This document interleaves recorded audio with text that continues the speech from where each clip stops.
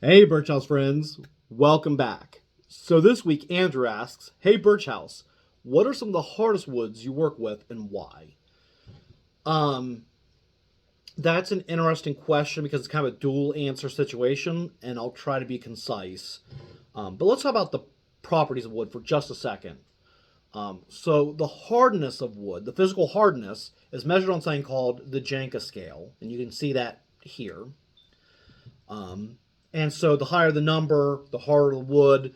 Generally speaking, the harder it is to work.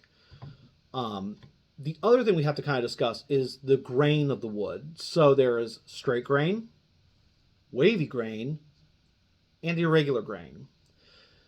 And straighter grains tend to be easier to work than like wavy or irregular.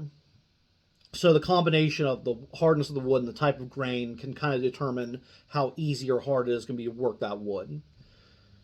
For me personally, some of the harder woods I work with are Osage orange,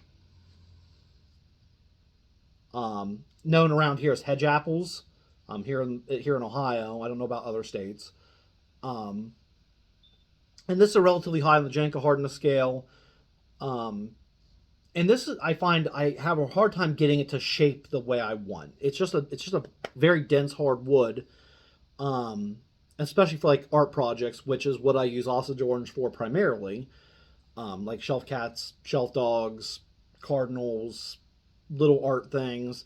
It can be hard to kind of get that shape going. The other wood I use that's relatively hard is Purple Heart, which is not super high on the Janka scale, but it's up there. Um, and it has this lovely purpley color. But as you work Purple Heart, you'll often get this dull gray, dull brown, dull grayish brown color, and it needs heat.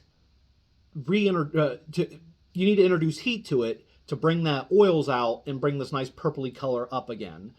And so that's just like an extra step when you're working it. You have to shape it, get the what you want out of it. Then you have to sand it, and before you treat it, you have to heat it up and get this nice purpley color back. Um, and so that's just like an extra step, and it makes it just a little harder to work than other woods. On that note, I do find the lost softwoods are hard to work with. So things like aromatic cedar, which I find to be a really underrated wood. I love this kind of pinkish hue that it has.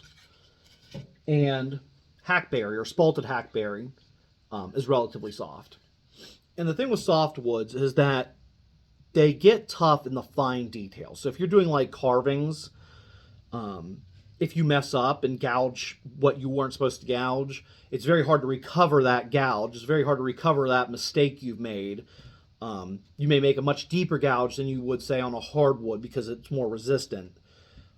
If you're going to drill holes, especially if you got something relatively thin, you're going to put a hole through, you risk blowout. So I do find that softwoods can be relatively hard to work with as well as the hardwoods. I think I said that right. Softwoods can be as hard as the hardwoods. On that note, that was a great question. Thank you so much for asking. If you ever have a question for Birchouse, comment below with Hey Birchouse, ask, and we'll answer in a future video. And we'll see you all next Wednesday.